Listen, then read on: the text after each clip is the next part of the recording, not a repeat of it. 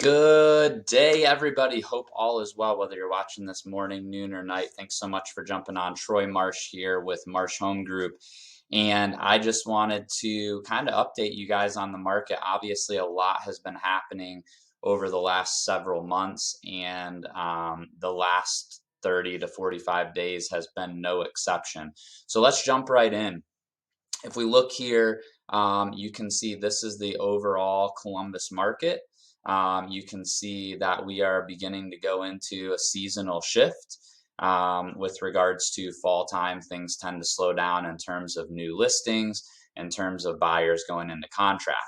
Now, one of the things that we've definitely been seeing this year, and if you've watched the news at all, you've definitely heard that in comparison to last year, definitely sales are down.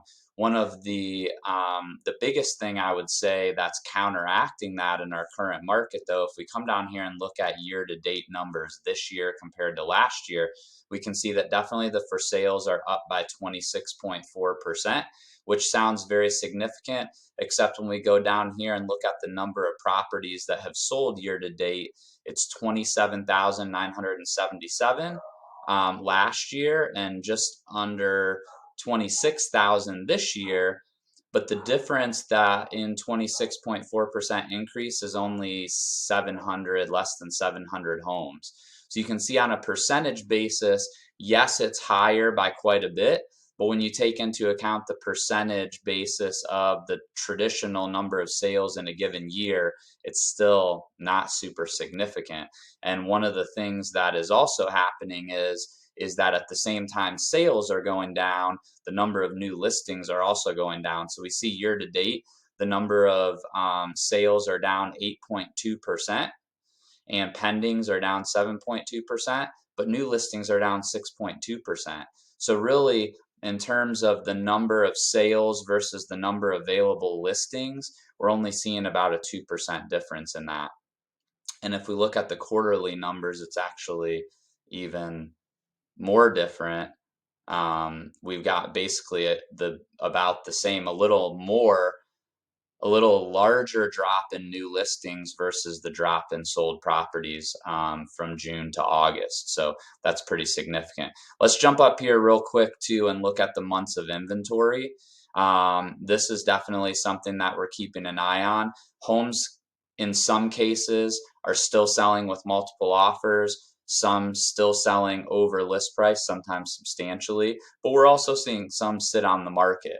And it's not a lack of overall activity, but it's just a reluctancy on the buyer's part sometimes to pull the trigger. So we see through July and August, we were still under 1 month of inventory. So far in September this year, through yesterday, we're at 1.2 months of inventory. So we're likely probably going to crest that 1 month of inventory mark. But like I've told you before, the National Association of Realtors says historically that somewhere between 4 and 6 months is a balanced market, meaning anything less than that is a seller's market, anything more than that is a buyer's market. So we're still very heavy in the seller's market category. I would say probably the biggest story of this year so far has absolutely been interest rates. So if we look here, taking a look at the interest rates year to date, or actually over the last 1 year, which is almost year to date. It's crazy. We're nearing the start in the fourth quarter tomorrow. Rates have gone up from last November or last October 1st, they were 3.1%. And today, or as of yesterday, they were 6.82%. So what a jump. You can see that pretty much started almost exactly at the first of the year, and really it's been going up in terms of a trend line ever since. But if we look at just the last month, really, since let's call it the beginning of August, we can see that we were actually down in like the mid 5% range. And locally, we tend to run a little bit below the average. And then we are all the way up to 6.82. So we've jumped another about 1.5%.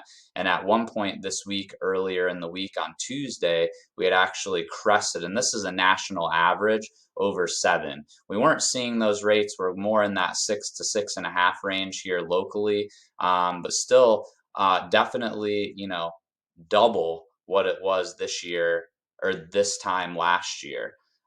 So definitely affecting affordability and different things like that.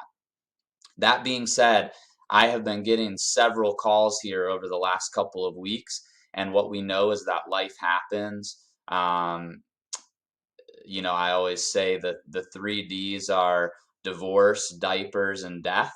Those things still happen, and plus a lot of other things in life like job changes, or maybe kids moving out, and not needing that space. So, despite interest rates, we've still been seeing pretty good activity with the people in our general sphere, and also we are still sitting on, most of us that own homes already are still sitting on large amounts of equity. And so we're seeing people looking to tap into those sometimes and other things. So if you have questions about refinancing, questions about home equity lines in terms of how you can tap into those resources, questions about vendors, contractors, electricians, plumbers to do stuff at your house because there's no way you're going to move for a higher rate, or any of the above, we'd be happy to help out, be happy to give you an idea of what your home is worth, what selling and buying in this market would look like.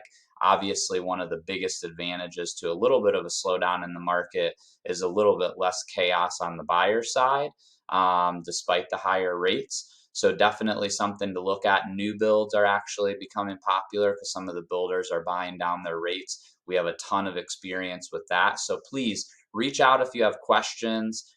Just had a conversation this morning about renovation loans, and happy to talk through any kind of details in the market. And hopefully, with our almost 20 years of experience, we can help you guys out. So, thanks so much for watching, and have a great, great day.